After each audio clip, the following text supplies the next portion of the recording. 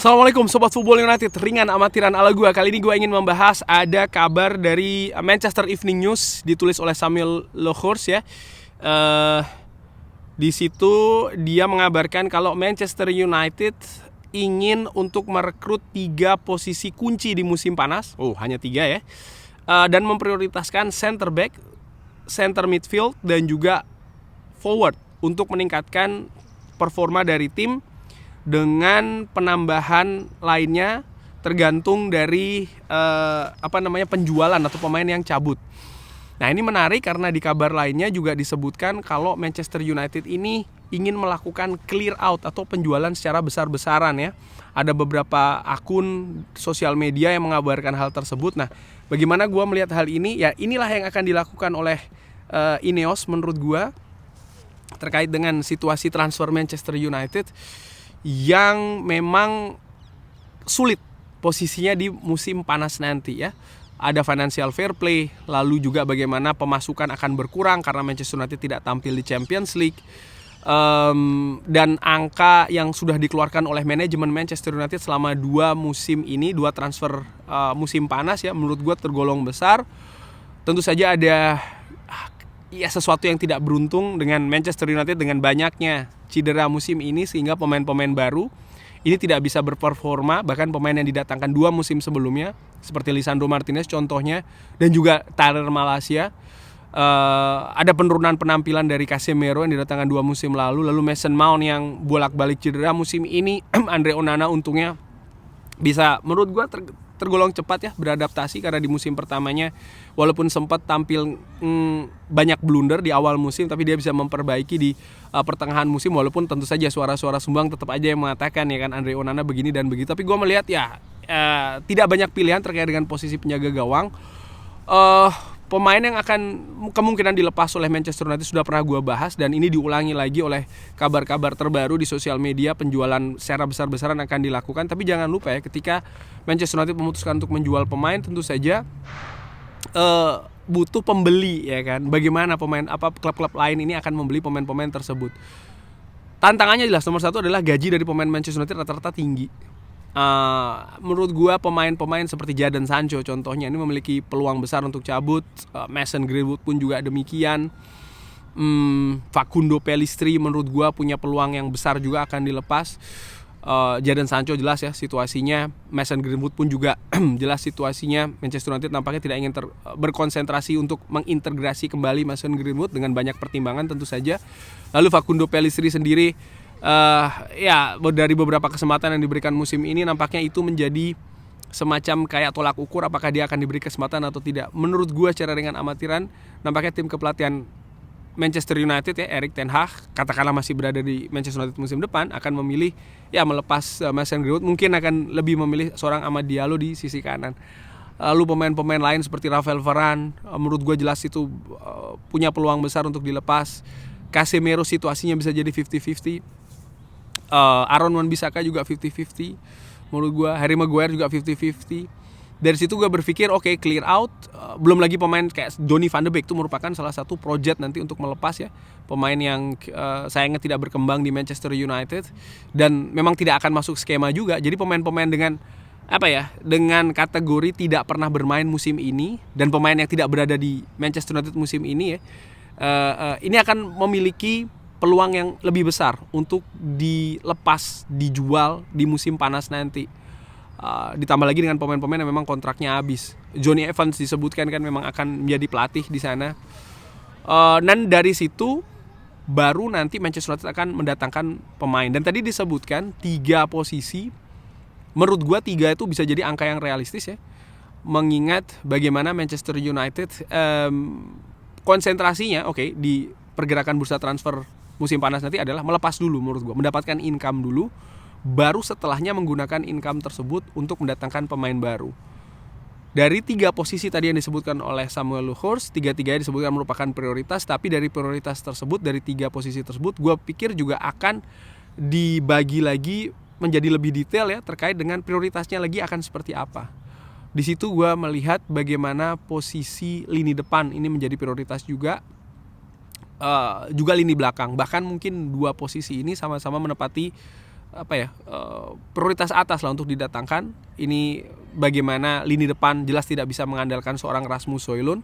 Anthony Martial juga ya akan lepas ya kan di musim panas nanti. Baru gelandang pun juga menurut gua ini akan melihat situasi dari Casemiro. Jika Casemiro ini lepas, baru Manchester United akan bergerak. Kalau Casemiro tidak lepas, Manchester United besar kemungkinan masih tetap bersama dengan Casemiro dengan pertimbangan kontraknya dia, gajinya yang tinggi ya kan, mau tidak mau harus dimanfaatkan, dan sempitnya situasi finansial dari Manchester United. Mungkin secara ringan amatiran Manchester United baru bisa lebih leluasa di transfer musim panas itu bukan tahun ini tapi tahun depan. Melihat situasi keuangan ya mungkin akan lebih diperketat dulu saat ini sehingga akan memiliki modal yang lebih besar. Juga diharapkan Manchester United bisa berprestasi lebih bagus musim depan sehingga contohnya bermain di Champions League ya kan, yang tentu saja akan meningkatkan income sehingga di musim panas bukan musim depan tapi musim depannya lagi baru bisa lebih bebas bergerak. Nah, pemain-pemain yang bisa diincar itu ingin gue bahas sebenarnya di pembahasan selanjutnya. Tapi pemain seperti kayak Jean-Claire Todibo menurut gue punya peluang yang sangat besar untuk didatangkan. Hubungannya dengan Nice ini tentu saja merupakan sebuah kemudahan ya secara ringan amatiran.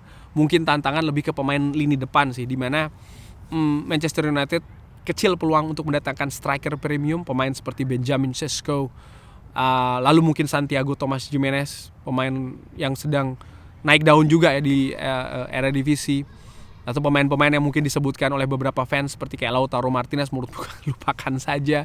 Victor Osimhen pun juga demikian, harganya pasti akan sangat tinggi sekali dan ini akan di luar jangkauan dari kemampuan finansial Manchester United, yang di kabar lainnya juga menyebutkan sekitar 100 juta modal utamanya. Dan menurut gua melihat juga realita ya bagaimana market ini untuk Manchester United masih belum berubah nih, ya kan? Artinya maksud gue begini, market untuk Manchester United adalah ketika Manchester United mengejar seorang pemain, angkanya akan tinggi. Ini kan belum berubah nih. Dan salah satu tujuan dari Ineos menurut gue ingin merubah paradigma tersebut, ingin merubah situasi tersebut di market. Dan ini kan nggak langsung terjadi di musim panas nanti. Gue juga berpikir bagaimana Dan Ashworth dan juga Jason Wilcox akan berperan besar nanti ya untuk menemukan mungkin pemain dengan harga murah tapi dengan potensi yang dilihat besar, yang mungkin saat ini tidak berada di media ya, nama-namanya tidak tersebar ataupun juga terlalu menonjol di media. Menurut gue itu bisa saja terjadi, dan mungkin itu salah satu project juga untuk Dan Ashworth dan Jason Wilcox untuk mencari pemain dengan tipikal seperti itu, artinya dengan harga yang murah tapi memiliki potensi yang besar. Ini merupakan tugas yang menurut gue unik ya, sekaligus juga sulit pastinya. Tapi melihat sekali lagi situasi finansial dari Manchester United, itu yang harus dilakukan. Kalau posisinya seperti itu, dari 3 posisi yang akan diprioritaskan tadi disebutkan oleh Samuel Luchers ya, gue berpikir nampaknya lini belakang ini akan menjadi prioritas untuk mendatangkan pemain premium ya, dengan Todibo itu tadi, walaupun ada kaitannya dengan OGC Nice, tapi ya tentu saja tidak mungkin terlalu katakanlah kong kali kong yang didatangkan dengan harga 20 juta atau menurut gue hampir tidak mungkin harganya sekitar 40-50 juta.